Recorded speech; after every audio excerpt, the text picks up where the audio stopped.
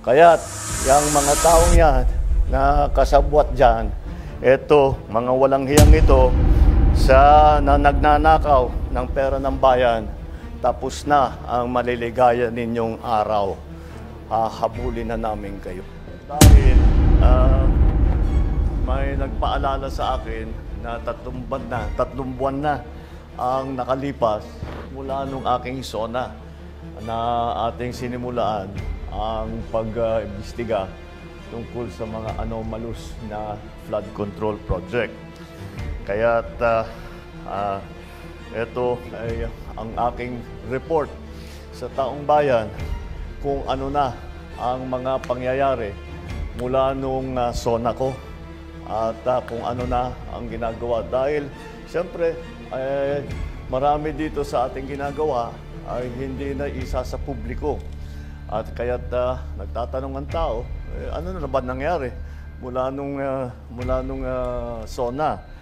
Kaya't isa-isay natin at I will just go through the main points and we will provide you with a briefer with a more detailed explanation after the press conference. No?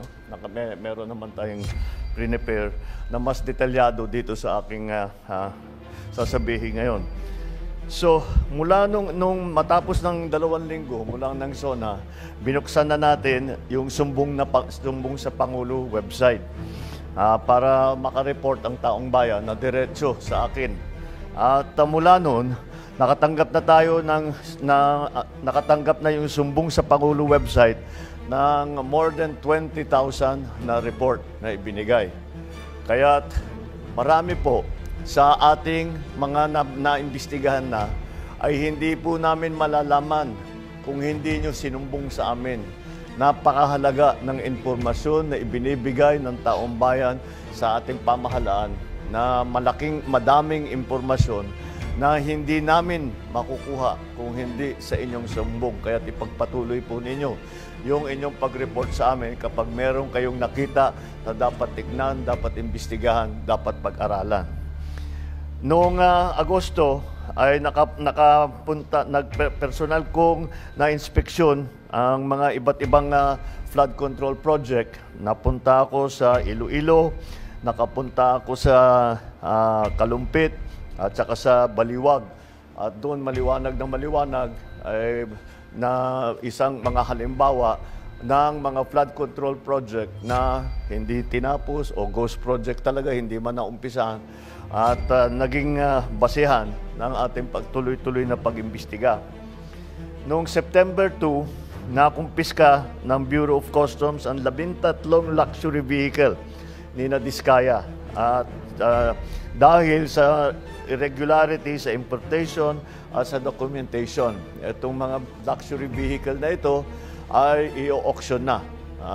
Ang pagkaintindi ko, merong 7 na i-auction next week at saka susunod na yung iba sa susunod na ibang linggo. Sa office naman ng Ombudsman, ano yung ating ginawa para pananagutin itong mga may gumagawa ng kalokohan? Sa office ng Ombudsman, nakapag-refer na ng reklamo ang DPWH. Galing sa DPWH ito noong September 8 dahil sa mga irregularidad sa 5 proyekto base sa Special Audit Report at Fraud Audit Report ng COA. Mula sa ahensya ng DPWH First District Engineering Office, ang mga sangkot dito sina Henry Alcantara, Bryce Hernandez, JP Mendoza, Paul Jason Duya. Ang mga kinatawan naman sa mga kontratista ang kasabwat nila ay sa St. Timothy Construction, Wawaw Builders at saka Sims Construction Trading. Lahat yung mga pangalan na yan, matagal na nating naririnig at ngayon ay sila ay napatunayan, nakasabwat dito sa mga ginagawa sa mga flood control project na hindi tama ang pagka-bid, hindi tama ang pagkakontrata, hindi tama ang pagka-implementasyon, hindi tama ang pagbayad. Isang buwan matapos na malunsad yung website, binuo natin ang Independent Commission for Infrastructure. Dahil nalaman natin matindi ang sistema ng korupsyon, hindi lang sa flood control project, kundi pati rin sa ibang proyektong pang-infrastruktura ng gobyerno, kaya ginawa po natin yung ICI. Yung ICI na yan ay para imbestigahan lahat ng infrastructure projects na kailangan tignan dahil may question kung tama ba ang pagkagawa. At ipapagpatuloy ng ICI yung kanilang na tuloy-tuloy naman ang trabaho ng ICI. Kung maalala ninyo, ICI is investigative. So tuloy-tuloy ang kanilang investigasyon. Kung ano yung finding nila sa investigasyon nila, ipinapasa nila sa DOJ at saka sa Ombudsman. Sa parehong araw, nagsampa ng kaso ang DPWH sa Ombudsman laban sa 20 opisyal ng DPWH ng Bulacan 1st District Engineering Office at 5 pribadong individual dahil sa paglabag sa Anti-Graft and Corruption Practices and Corrupt Practices Act, Revised Penal Code at Government Procurement Reform Act. Kasama dyan si Henry Alcantara, Bryce Hernandez, JP Mendoza at ang mag-asawang Diskaya. Mula naman noong September 15 hanggang November 5, ang Anti-Money Laundering Council, yung AMLAC, ay nakakuha ng 7 freeze order mula sa Court of Appeals.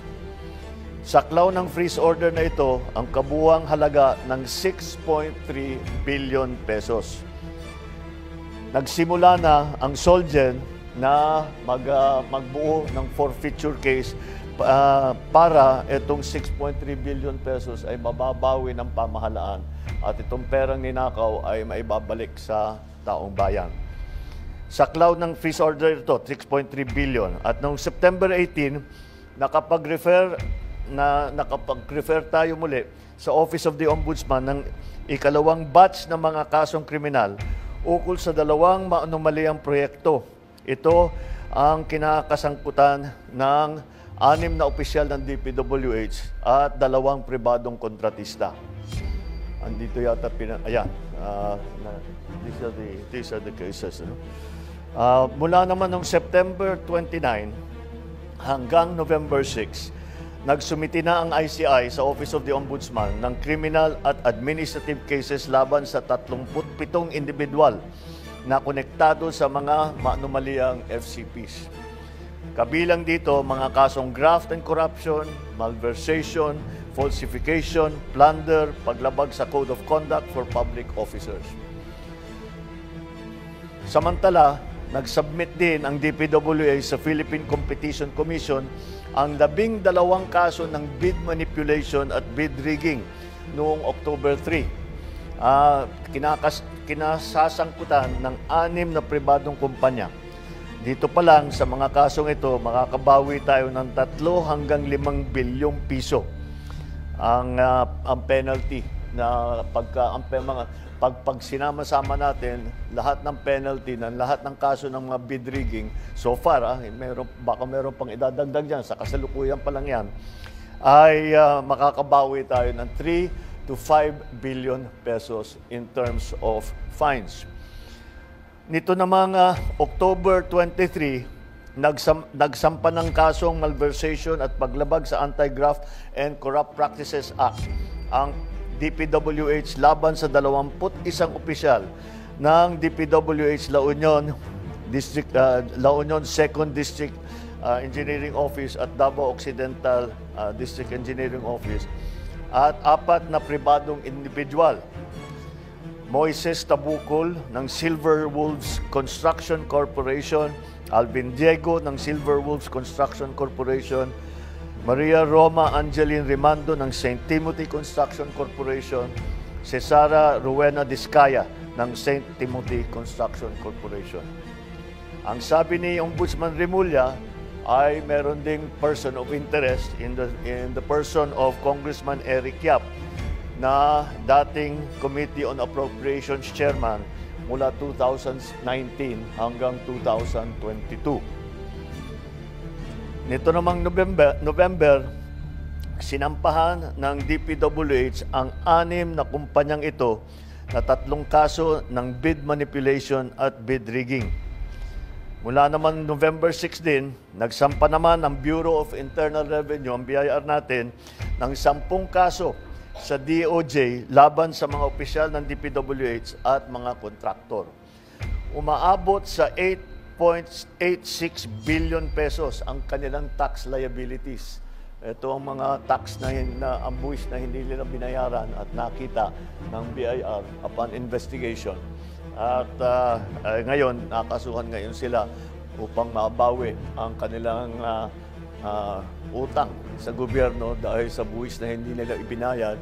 At siyempre, may mga multa yan dahil sila hindi nagbayad. Ito ay tax liabilities na sangkot sa mga kasong tax evasion at failure to file accurate information. Tinutukan din ng administrasyon ang mga reforma para sa mga ahensya upang matiyak na magagampanan nila ang kanilang mga tungkulin at maiiwasan ang mga anomalya at irregularidad sa mga proyekto. Sa Public Works, sa DPWH, nagpatupad ng blacklisting mula sa mga kontrata ng gobyerno sa lahat ng kontratistang sangkot sa ghost or substandard na mga proyekto. Noong October 23, formal na nakipagtulungan ang ahensya sa AMLAC upang mabantayan at maibalik ang pondo ng bayan na nawala dahil sa korupsyon. Naglabas ito ng special issuance of the construction materials price data noong October 23. Layo nitong pababain ang mga presyo ng mga materyales para sa construction ng mga proyekto ng pamahalaan. Aabot sa 50% ang maibabawas sa presyo upang maiwasan ang overpricing. Dahil talagang titingnan natin, market price na ang hindi pwedeng ibahin o baguhin o masyadong malayo sa market price ang mga materyales na ginagamit dito sa mga flood control project at sa mga lahat ng infrastructure project.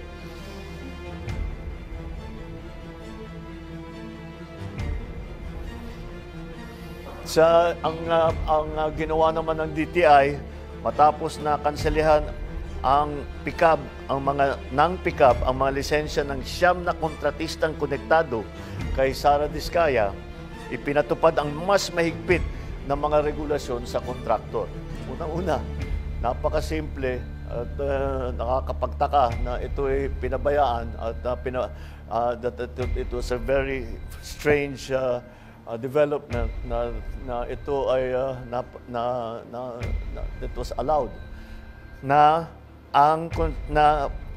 ipinagbawal na ngayon natin, which is actually bawal naman talaga, pero hindi masyadong hindi ini-enforce. Pero pinagbawal natin ng matibay na mga may-ari ng construction company ay uupo, ay maging membro ng pick-up board. Dahil maliwanag ng maliwanag, pagka ikaw ay may construction company, tapos ikaw nagbibigay ng accreditation, lisensya sa mga constructor, ay napakaliwanag ng conflict of interest. Kaya hindi na natin papayagan yan ulit. Upang masiguro maisusulong ang katapatan, integridad at pananagutan sa pamahalaan, nagsasagawa tayo ng mga reforma sa iba't ibang sektor ng ating bansa. Bumubuo tayo ng transparency portal upang makapagbigay sa publiko ng mas malawak na access sa impormasyon tungkol sa mga proyekto, kabilang ang mga detalye hinggil sa mga kontratista. Nagpapatupad ng tanggapan, lokasyon at status ng proyekto. Ibig sabihin, papantayan natin ng husto every step of the way. Bawat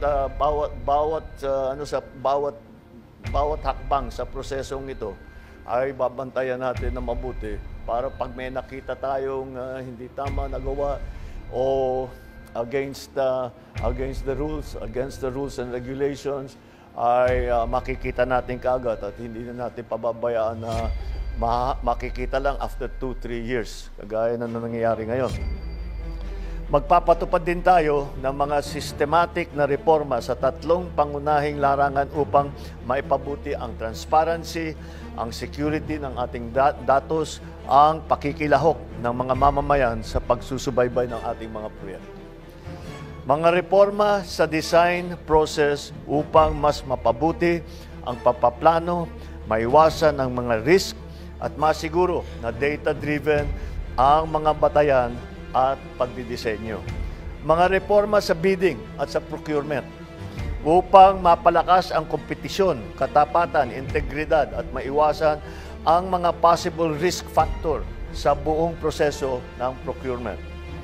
Mga reforma sa proseso ng pagbabayad upang matiyak naman na ang pondo na nilalabas natin para sa mga proyekto ay talagang tapos na. Dahil marami tayong nakita, completed, bayad na, hindi mo naman mahanap yung project, ghost project. O kung may makita kang man project, hindi kumpleto, substandard. Kaya patitibayin natin ang proseso para tiyakin natin na lahat ng kontrata ay ma-implement na mabuti. Mga reforma rin sa proseso ng pagbabayad para tiyakin natin. Yun ang ating mga gagawin. Meron tayong nakita na bagong smart technology na ginagamit na ang AI. Ito ay titignan lang. Ang tinitignan niya, yung AI, tinitignan niya yung proseso ng kontrata. At pagka merong hindi tama ang takbo ng proseso ng kontrata, ay magfa-flag yan. Kailangan magfa-flag. Tignan niyo ulit ito. Dahil mukhang may problema, hindi tama ang ginawa. At may question kung talaga bang merong project na ganyan. May nagque-question kung merong maganda ba ang pag-implement ng proyekto. Kaya't gagamitin natin lahat ng paraan na nasa atin. Pati nga hanggang AI, lahat ng smart technology na ating nakikita na lumalabas, ay gagamitin natin lahat dyan para inspeksyon. Una, meron tayong smart technology para tignan kung ano ba talaga ang standard, kung maganda ang pagkaayos. Ito, tinitignan yung kung talagang nilalagyan ng rebar, kung makapal talaga yung konkreto, yung semento sa tamang specification. Yung isa pa naman, yung isang smart technology na gagamitin natin, yung aking nabanggit, titingin sa proseso ng kontrata para pag may nakitang hindi tama, ay makikita natin kaagad. Maglilista yun, makikita natin, babalikan natin at imbestigahan natin bakit ganyan ang nangyari. Alam nyo, ay lahat naman tayo ay nais natin na makamtan ng kaagad ang hustisya. Ngunit kung may aral tayong natutunan sa nakaraan, ito ay ang mas mabuti na maging mabusisi tayo at tumagal ng kaunti kaysa magmadali at magkamali. Alam mo nyo, kinakatakutan namin na yung mga alam natin na talagang kasabwat dito sa kawalanghiyang ito ay makakalusot sa kaso dahil because of a legal technicality. Dahil nagkamali tayo sa pagbuo ng ebidensya, dahil hindi maganda ang ating pagpresenta ng kaso, o nakalimutan natin pumirma sa isang dokumento, yung mga maliliit na bagay na ganyan, nalalaglag ang kaso dahil dyan. Kayo, mga reporter, alam na nyo, nangyayari talaga yan. Kaya tinitiyak namin na pagka kami ay sumampa ng kaso, yung kasong yan ay hanggang sa dulo ay matibay ang kaso. At kung sino man ang mga guilty, ay sila naman talaga ay mananagot. At kung kailangan, at kung huhusgahan sila ng korte, ay makukulong sila. Sa bawat segundo na ating ibinibigay sa investigasyon, tinitiyak natin na ang bawat kasong isasampalaban sa mga abusado ay may sapat na ebidensya at hindi hahantong sa pagbabasura ng kaso. Yun ang pinakamasamang resulta.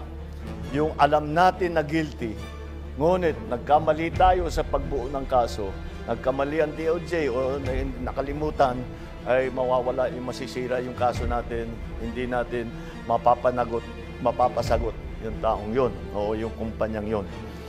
Pananagutin natin lahat ng may kasalanan. Ibabalik natin. So tatlo talagang ating ginawa rito. Unang-una, sinampahan na natin ng kaso yung mga may ebidensya tayo na meron silang kinalaman dito sa mga korupsyon na ito. Pangalawa ay tinitiyak natin na ang kanilang ninakaw na pondo ay maibabalik sa pamahalaan upang magamit sa tama ang mga perang yan. At naglagay tayo ng mga reforma para itong mga pangyayaring ito ay hindi na mauulit. Kaya yan yung tatlong talagang tinututukan natin na bagay. At ito yung aking mga nabanggit ngayon ay yan ang magiging resulta dito sa ating pag-focus, pagbigay ng pansin dito sa tatlo. Unang-una, mapapanagot ang mga kasama rito, mga kasabwat dito sa korupsyon. Pangalawa, maibabawi ng gobyerno ang pera na ninakaw nila. Pangatlo, na gumawa tayo ng reforma para lahat na itong klaseng korupsyon na ganito ay hindi na mauulit. Kaya yung mga taong yan na kasabwat dyan, ito, mga walang hiyang ito, na nagnanakaw ng pera ng bayan, tapos na ang maliligaya ninyong araw. Habulin na namin kayo. Okay, that's it. I think I have... it's already done. Thank you very much. Maraming salamat, Mr. President. Ladies and gentlemen, the President is running a tight schedule today, as you know. So we'll just take... I'll take two questions. We'll take two questions from the floor. Yeah. The first question will be from Alvin Baltasar. Mr. President, magandang umaga po. Mr. President, nabanggit nyo yung sa presentation, meron ng mga nasampahang kaso at ang hinihintay po talaga ng taong bayan, merong makulong. Ang tanong ko po, Mr. President, kailan po kaya mangyayari na may makukulong at kailan po ito? Palagay ko, hindi palagay ko, alam ko, bago magpasko, marami dito sa napangalanan dito ay palagay ko nasa matatapos na yung kaso nila, buo na yung kaso, makukulong na sila. Wala silang Merry Christmas. Before Christmas, makukulong na sila. Mr. President, at nabanggit nyo rin po kanina yung kinakailangan mabawi natin kung ano man yung halaga na nanakaw nila sa taong bayan. Meron po tayong timeline.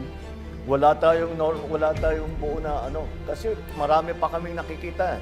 Marami pa kaming nakikitang iba. So yung mga nabanggit ko na halaga, yun pa lang ang ating nakikita. Pero ako nakakatiyak ako, marami pa tayong mababawi dito. So patuloy namin gagawin. Thank you, Mr. President. The next question from Kat. Good morning, Mr. President. Sir, you mentioned in the latter part of your speech na tapos na ang maliligayang araw nyo, hahabulin namin kayo. The nation's question is, why is former Congressman Zaldico's passport not yet canceled? And what is the government doing to actually either convince him or force him to return to the Philippines? I think that's best directed at the lawyer because it's a legal answer. And the legal answer is because hindi pa nasampahan ng kaso, therefore the request for the cancellation of his passport cannot yet be made. However, when that time comes, we will immediately cancel his passport. I'm not a lawyer, so I'm not the best person to explain it. But that's the procedure. You have to give grounds for the cancellation of the passport. And those grounds will be based on the cases that will be filed against him. Sir, just a follow-up question on that point. Sir, how convinced are you that Zaldico is the most guilty in this case, or are you somehow amenable to extending an option for him to become a state witness? I'm sorry, extending? An option for him to become a state witness. That option is always there, except for them who are the most guilty. Do you think he is? I don't want. And then pag sinabi ko, sasagutin kita, sasabihin nyo, prejudged. Let the courts do their work. Let the judges do their work. Yun ang ano sa kanila. Mr. President, one more question, please. While we navigate this corruption scandal, the economy is taking a hit. Yep. The peso hit an all-time low yesterday. Third quarter GDP is at 4%. The stock market is at pandemic levels. What is the plan to recover investor confidence? At ano ho ang plano para sa economic recovery? Well, the reason that we had that is that there really was a downturn in economic activity. You have to remember that it's not only because of these problems. Yung bagyo, yung nawala na working days na sa ekonomiya natin because of climate change. And you have to also remember the situation, the global situation. We are not the only ones suffering the shocks that come from the new trade structure that has been imposed on the rest of the world. And so we are all adjusting to that. Kaya yung mga growth rate na lahat ng grupo all around the world is falling. But marami tayong measures na ginawa because the public spending now will be increased, and to make sure that by the end of the year that the levels of public spending are according to our original plan. So mababawi natin yung nawala sa third quarter. Sir, one more point on your presentation. Very obvious, very noticeable po na marami sa mga pangalan binanggit ninyo, DPWH officials, contractors, pero kakonte, if at all, yung mga nabanggit na legislators who are... Well, no, they're part of the list. We'll give you the complete list. I just didn't go through them because there are like 37 of them. So you'll get, as I said, you'll get a briefer, which will give you more detail on all of the things that I've said today. Is the former speaker included in the list, sir? I don't think so because no. The only evidence that has been made against him is in the Senate. So I don't know. No, with the speaker, no. Not as yet. Not as yet. If something else comes out, then he might have to be answerable for something. So, again, we don't file cases for optics. We file cases to put people in jail or to make people answer. I know that there are many, many suggestions of who else we should file cases against. Well, we're fine with that. Provide us the evidence and we will file cases against them. Kaya sinabi ko, napakahalaga yung sumbong sa Pangulo dahil marami kaming nakukuhang impormasyon dyan. So, pagpatuloy ninyo yung inyong pagsumbong. At bigyan nyo kami ng lahat ng ebidensya na meron kayo para magamit natin, para kasuhan kahit sino. Walang immune dito walang exempted dito sa mga investigasyon nito. All right? All right, thank you very much, Mr. President. That concludes our press conference. Good morning, everyone.